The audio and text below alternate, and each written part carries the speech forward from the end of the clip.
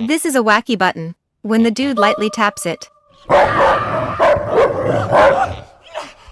the room gets jam-packed with these magical buttons. Press it, it will spit out stuff at random. He's gonna be stuck here for 10 freaking years, unless he discovers the exit door. He tries them all one by one, but all the stuff that pops out is completely useless. At this point, he's totally beat, so he randomly tosses a balloon out. To his surprise, a plate of sushi comes out of nowhere. The dude's eyes light up like a kid on Christmas. But eating sushi without soy sauce is like kissing your sister, so he presses it again and again, but each time it's sushi that comes out. What a pain! He's got no choice but to roll with it, so he fills up his belly, and then gives it another hit. Lo and behold, out comes a bottle of soy sauce. This is a button that's straight out of Hogwarts.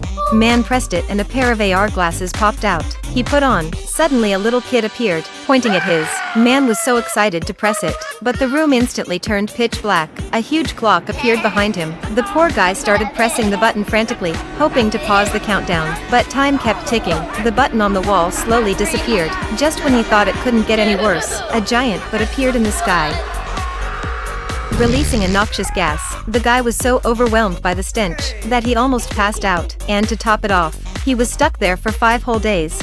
The only thing he had to pass the time was a stack of comic books, but when he finished the 5th volume and wanted to move on to the 6th, he discovered that there was no 6th volume. Instead, he had a 7th and 8th volume, but no clue as to what happened in between. The man was going crazy from all the confusion and chaos. He started pressing the button again, hoping for a miracle, and guess what?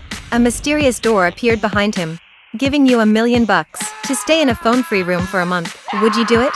This guy found himself in a room full of blind boxes. He had to find the door to escape. He pressed a button and the door opened, but he couldn't catch the closing door, even with the speed of a cheetah. He looked around and saw a fly swatter. He gave it a whack and ran as fast as he could.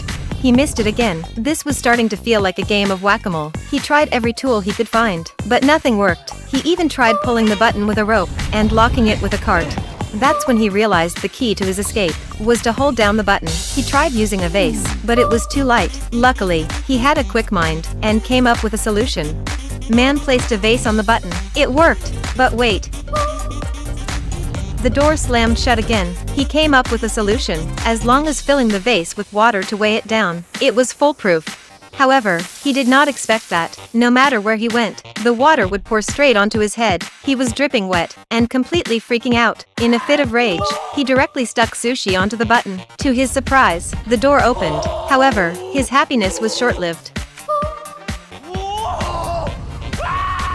He taped the living daylights out of it with duct tape, and ran away. But desperate times called for desperate measures. He found a hunk of metal and taped it up too, but the tape kept peeling off.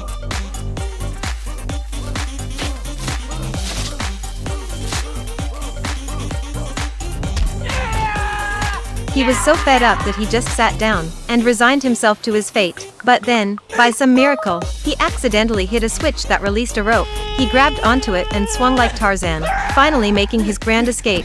This movie can be roughly divided into 3 parts: practice, implementation, and future. Each part represents a metaphor for a person's childhood, adulthood, and fantasies about the future world. In the practice section, the man in pajamas represents a person's childhood.